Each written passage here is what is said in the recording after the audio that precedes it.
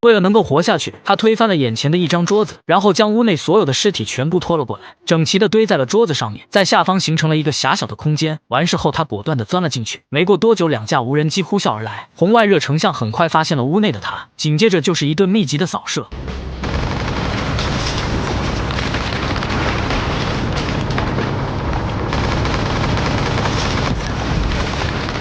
女孩的操作成功帮她挡过一劫，而这正是由史泰龙参演的新电影《警报站》。虽然龙叔已经年过70，但老当益壮的他依然能打，面对一群全副武装的雇佣兵毫无压力，一梭子下去全部撂倒。那么话不多说，咱们正片开始。位于波兰的一处度假村内，男主乔和女邻居布里正在这里散步，但突然他们听到了一阵剧烈的响动，意识到不对的乔马上赶了过去，却在森林中发现了一架坠毁的飞机。以防发生危险，乔让布里带着众人先行离开，但布里表示自己是名医生，可以留下来帮忙。随后2人来到了坠毁的飞机旁，看到了机舱内已经丧生的飞行员，从死相判断应该是遭到了枪击。乔注意到了其中一人脖子上的标记，立刻意识到这是一名特工，他很清楚这个标志属于哪个组织。显然这并不是一起简单的坠机事故，但乔没有注意到飞行员手中的对讲机是打开的，好在被布里及时发现。乔立刻取下对讲机扔到了一边，但还是晚了一步，因为他们的谈话已经被神秘组织截取到。 He's one of ours, and he's been missing for 5 years.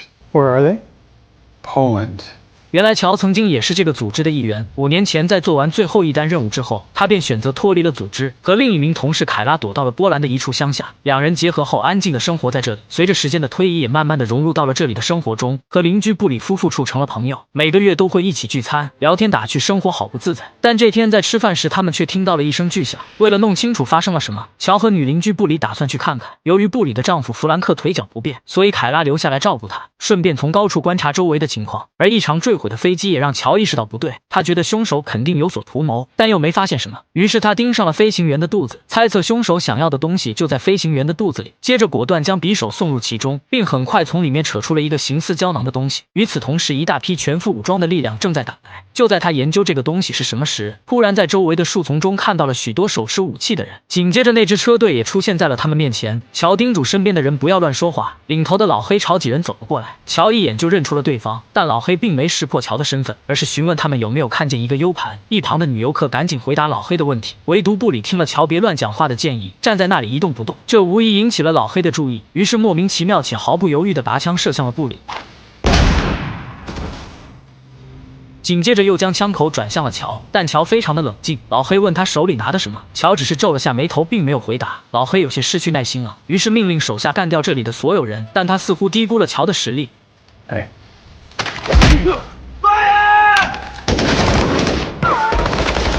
双方迅速在丛林中展开了激烈对射，枪声也引起了屋内凯拉的注意，于是立刻将弗兰克扶了起来，并将其送回到了家中。在从对方的口中得知家里没有防御的武器之后，凯拉一拳头打碎了浴室玻璃，从碎片中捡起一片最尖锐的，用抹布包好后交给了弗兰克，然后将自己当作目标，教授了他使用的办法，并告诉他一旦发现有人进来就立刻使用这一招。随后返回到自己家中，摘掉了身上佩戴的饰品，迅速换了身行头，穿戴好武器装备，提着那个装满了秘密资料的手提箱来到了户外，启动了自毁程序，让其在大火中化成了一堆齑粉，接着打算去寻找乔，协助他撤离这里。此时的乔还在丛林中和这群雇佣兵纠缠，他这一跑也彻底坐实了 U 盘在他身上的事实。由于对方人数众多，所以他只能一边奔跑一边寻找机会还击，消耗对方的有生力量。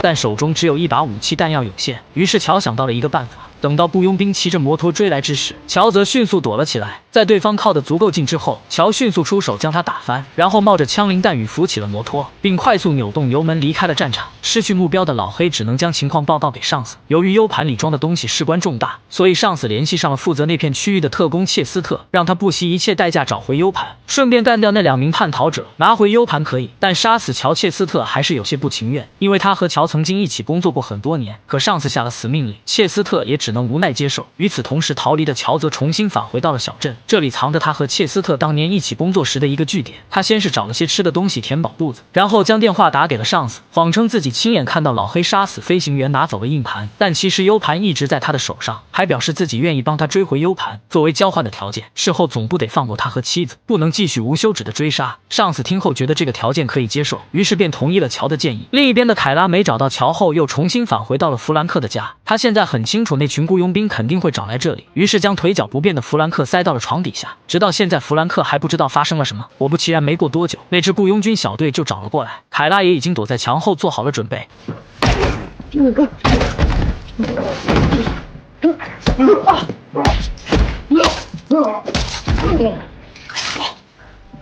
3下5除2，3名雇佣兵被凯拉轻松收拾。就在他刚将尸体全部处理好时，乔的电话就打了进来。他告诉凯拉，切斯特和老黑都来了，这次他们有麻烦了。凯拉让他来弗兰克家里，两人可以一起面对这一切。但乔却告诉他自己得先处理一些事情，而他所要处理的事情正是切斯特。此时的切斯特正在和上司通话，但上司并没有将承诺给乔的事告诉切斯特，也就是说，猎杀乔夫妇的命令切斯特还得执行。而乔其实也猜到了这一点，他很清楚做他们这行的人没有信誉可言。而切斯特在确认命令后，拿着武器来到了乔的秘密基地，结果并没有在这里看到乔。可等他返回到自己家时，乔却已经在这里等候多时。但切斯特似乎并不意外，显然他还是比较了解乔。接着倒好了2杯伏特加，也算是对两人5年来初次见面的庆祝。但这次乔并没有喝，他很尊重自己的生命。随后切斯特询问乔为什么会这么努力的想要拿回那颗 U 盘。乔告诉他老黑来了，可自己的妻子还在村子里，他愿意拿回 U 盘交给他，但前提是他得协助自己去救妻子。切斯特听后还没来得及回复，就听到楼底下传来了引擎声。原来是老黑派了一群手下赶到了这里，但切斯特显然不会看着老黑的手下在自己的地盘上撒野，于是拿起了一把带有弹鼓的喷子，顺便还给了乔一把。而这时那群雇佣兵刚好冲了上来，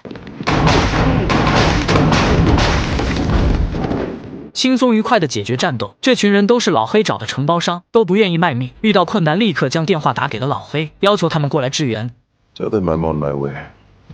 另一边的凯拉也回到了村子，这里还有很多游客。不久之后，老黑的一名手下找到了这里，所有人都被吓坏了。下一秒，凯拉突然出现在他的身后，在将这人干掉之后，凯拉将其从楼梯上扔了下去。楼下的雇佣兵看到这一幕，立刻就来了火气，所有人立刻朝着楼上发动了进攻。凯拉也适时出手。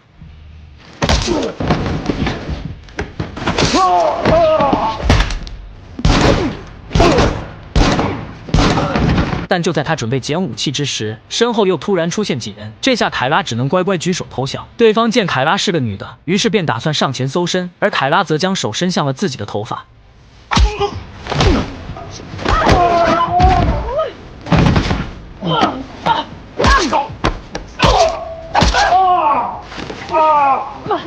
虽然将所有的小喽啰全部收拾，但最终还是被领头的大汉扔在了地上，一顿蹂躏之后失去了战斗力。而此时的老黑也带着手下赶到了切斯特的楼下，为了杀一儆百，老黑让这群承包商撤离。结果对方刚转过身，他就接过了手下递过来的武器，一梭子子弹将几人全部打翻在了地上。没错，在他的眼里，这些没用的人就只有一个下场，那就是死。而这一操作也有效地震慑到了身边的手下。楼上的乔清楚地看到了这一幕，但这时切斯特突然说自己的腿抽筋了，需要乔帮忙拉一把。可就在乔上前伸出手时，切斯特却将一支神秘药液注入进了他的体内。 Crazy bastard. Sorry, kid. You got about an hour. 原来切斯特怕乔耍花样才出此下策，也就是说乔必须1个小时内拿到 U 盘，要不他的妻子就没救了。随后他用喷子打坏了电缆，瞬间房子暗了下来。同时老黑也下令对切斯特的房子进行无差别攻击，甚至还拿出榴弹发射器，对着所有的窗户都来了一发，接着命令手下展开突击。可刚进屋子就遭到了乔和切斯特的围猎，浓重的烟雾之下，这些人根本没有还手之力，很快冲进来的人就被2人杀了个片甲不留。随后切斯特扔出一颗手雷，在外墙的墙体上炸出了一个大洞，乔被气浪推倒的同时 U 盘也掉了出来。 What? You had it the whole time, Arch? Yes. Fuck.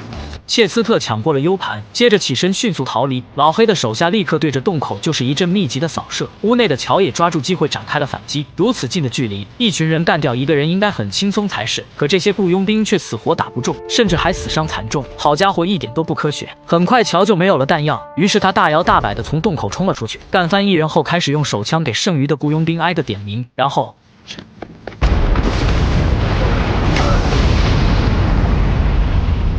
乔刚刚反应过来，老黑便出现在身前。乔不紧不慢地靠在了一边，而老黑也收起了武器。乔说东西被切斯特拿走了，但老黑听后却并不着急，而是告诉乔他也被人算计了。原来那2名飞行员就是上司派他去杀的，因为知道那2人手里有 U 盘，所以上司派他去拿回来。但人杀了 U 盘却没拿回来，所以上司便打算干掉所有知道这件事的人，让一切真相石沉大海。可不巧的是，计划被老黑得知，所以他现在的首要目的不是 U 盘，而是活下去。这下2人算是有了同一个目标，打算一起合作破开这无解的局面。与此同时，另一边的凯拉也被雇佣兵控制，为了让凯拉引出乔，对方拿走了他的通讯器，还要求他打电话给乔。为了打消对方的怀疑，凯拉刚开始表现出了很不配合，眼见时机差不多了，于是接过通讯器开始输入号码。但几人不知道的是，凯拉输入的是一套自毁程序。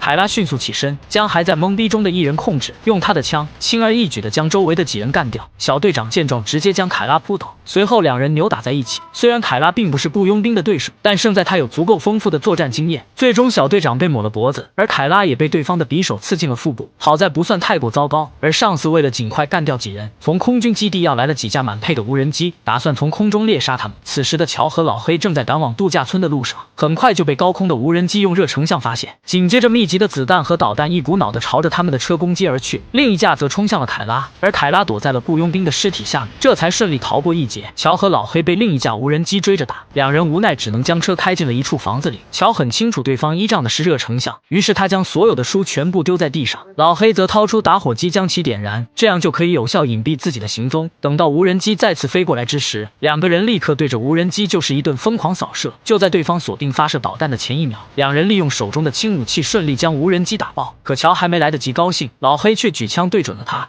Yes, you did, American Joe. As I said before, barbarism. 好在凯拉及时出现化解了危机，但很快另一架无人机就发射出了更多的导弹，2人立刻跑向远处，但最终还是被气浪掀翻。第2天天一亮，乔带着凯拉回到了村子。凯拉有些累，于是就打算坐在旁边休息一下。这时切斯特却突然走了出来。原来他知道乔剩下的时间不多了，作为老友打算过来送他一程，但没想到乔看着没事，而他自己却莫名出现了乏力感，连枪都拿不住了。原来乔当时在返回秘密基地时，意外注意到了死去的飞行员，因为在切斯特的楼下，乔猜测可能是切斯特干的，于是就在切斯特出门找自己时，潜进房间找到了毒剂并进行了更换。而切斯特之所以中毒，是因为乔在他上厕所时将毒剂倒进了他的酒里。切斯特知道真相后拿出了解药，却被乔一把夺了去。Fuck it. I deserve it. You win. Just take off.